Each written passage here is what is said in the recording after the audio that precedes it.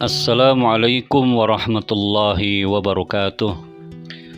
Alhamdulillah walladzi anzala as-sakinata fi qulubil mu'minin liyazdadu imanan ma'a imanihim. Asyhadu an la ilaha illallah wahdahu la syarikalah wa asyhadu anna Muhammadan abduhu wa rasuluh alladzi la nabiyya ba'dah. Sobat cendekia yang dirahmati Allah Subhanahu wa taala, alhamdulillah kita panjatkan syukur pada Allah bahwasanya kita pada hari ini telah memasuki hari yang ke-8 di bulan Ramadan tahun 1442 Hijriah. Semoga amal kebajikan kita diterima oleh Allah Subhanahu wa taala sebagai amal kebaikan bagi kita semua. Dan pada kesempatan ini saya akan menyampaikan satu tema tentang batasan antara iman dan kafir. Nah, terkait dengan tema ini, bahwa takfir itu merupakan bab terakhir dalam pembelajaran Islam. Islam diibaratkan sebuah rumah yang memiliki pintu masuk, ruangan-ruangan di dalam rumah, juga pintu keluar. Seseorang belajar Islam dengan bertahap melalui pintu masuknya, yaitu syahadat, rukun iman, juga rukun Islam. Kemudian memasuki ruangan-ruangan di dalamnya. Dan harapannya seseorang akan betah di dalam rumah sehingga tidak ada alasan untuk pergi melalui pintu keluar. Karena itulah bab takfir merupakan bab terakhir dalam pembelajaran Islam. Karena takfir merupakan pintu keluar dari rumah ini. Ada beberapa hal yang perlu kita perhatikan terkait dengan masalah mengkafirkan. Yang pertama, bahwa kita tidak dibenarkan mengkafirkan seorang muslim hanya karena pendapat dan perbuatan yang maksiat. Misalnya ada seseorang melakukan maksiat seperti minum khamar, berdusta dan lain sebagainya, maka tidak serta-merta menjadikannya keluar dari Islam. Atau seseorang yang telah berikrar dan mengakui kekufurannya, misalnya ia berkata, "Saya bukan muslim," atau kalimat yang serupa, maka jelas perkaranya bahwa ia memang kufur. Kemudian, jika seseorang yang mengingkari asas agama, semisal ia mengingkari bahwa sholat itu wajib, atau mengingkari bahwa berpegang dengan Islam itu bukan suatu kepastian yang wajib, maka orang tersebut juga dapat dikategorikan orang yang sudah ingkar, kufur. Selanjutnya, seseorang yang mendustakan ayat Al-Quran, mencerca Allah dan Rasul-Nya, atau kemudian mencemarkan Al-Quran dengan ajaran-ajaran yang tidak benar, mendustakan lafaz-lafaz Al-Quran, menafsirkan ayat-ayat Allah dengan cara yang tidak sesuai dengan kaidah bahasa Arab dan juga kaidah tafsirnya, serta melakukan perbuatan yang nyata dan tidak dapat ditafsiri kecuali kekufuran, maka ia dapat dikatakan kufur. Ini adalah hal yang prinsip dan mendasar, bahwa sesungguhnya Islam melarang sesama muslim untuk mengkafirkan saudaranya, kecuali apabila jelas dan nyata perbuatannya adalah hal yang kufur. Hal ini didasarkan di dalam surat Ar-Rum ayat 44. A'udzu billahi minasyaitonir rajim. Bismillahirrahmanirrahim. Man kafara fa'alaihi kufruh wa man 'amila shalihan fali anfusihim yamhadun. Siapa yang kafir, maka dia sendirilah yang menanggung akibat kekafirannya itu. Dan barang siapa yang mengerjakan kebajikan, maka mereka menyiapkan untuk diri mereka sendiri tempat kesenangan. Pernah suatu ketika Rasulullah SAW mengutus kaum muslim untuk memerangi kaum musyrik. Salah satu di antara kaum muslim itu yang berangkat adalah sahabat Usamah bin Zaid.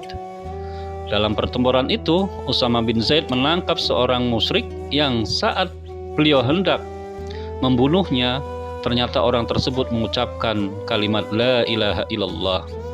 Namun Usamah bin Zaid tetap membunuhnya. Berita ini kemudian sampai kepada Rasulullah SAW, yang kemudian segera memanggil Usamah dan menanyainya, "Mengapa kau tetap membunuhnya, wahai Usamah?" Usamah bin Zaid menjawab, "Wahai Rasulullah, ia mengucapkan kalimat itu hanya untuk menyelamatkan dirinya dari pedangku." Maka Nabi kemudian menanyakannya, "Apakah engkau telah mengetahui isi hatinya? Bagaimana kau bisa yakin apakah ia tulus atau tidak?" Maka sejak peristiwa itu, Usama bin Zaid pun sangat berhati-hati dan tidak lagi mengulangi perbuatannya. Ibarat kata ia tidak ingin mengulanginya, kapok, dan tak lagi mau membunuh seseorang yang telah bersyahadat.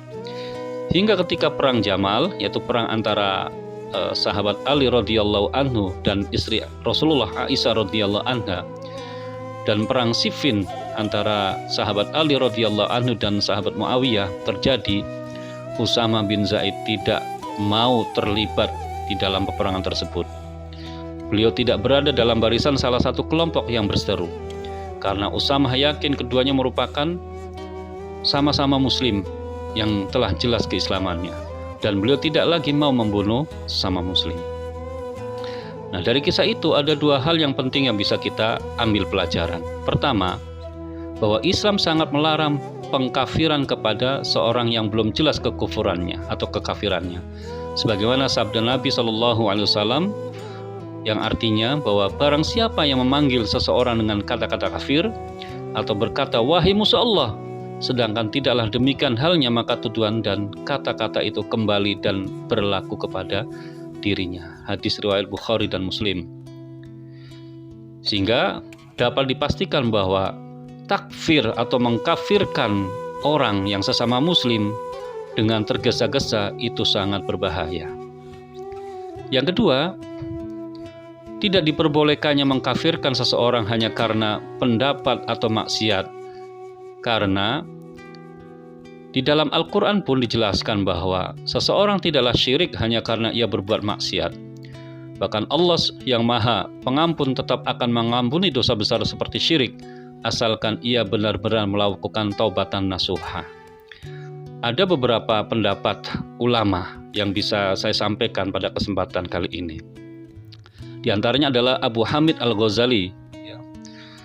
Beliau menyatakan bahwa sikap yang seharusnya diambil oleh kaum muslim adalah menghindari mengkafirkan orang lain, karena membiarkan 1000 orang kafir dalam kehidupan ini lebih ringan dibanding kesalahan dalam mengalirkan darah seorang muslim yang terlindungi.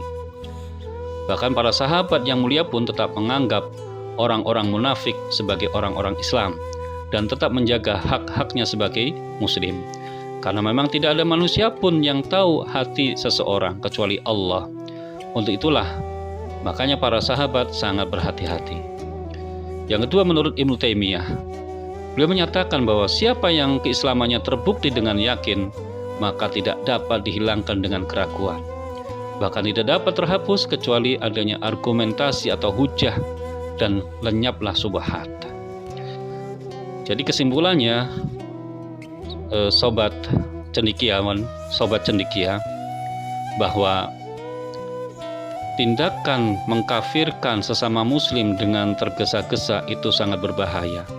Bahkan tuduhan kafir itu akan kembali pada diri orang yang memberikan julukan kafir kepada orang yang sebenarnya dia tidak kafir. Demikian saja yang bisa saya sampaikan, dan selamat berbuka puasa. Semoga Allah Subhanahu wa taala menerima puasa kita pada hari ini. Afwa minkum. Wassalamualaikum warahmatullahi wabarakatuh.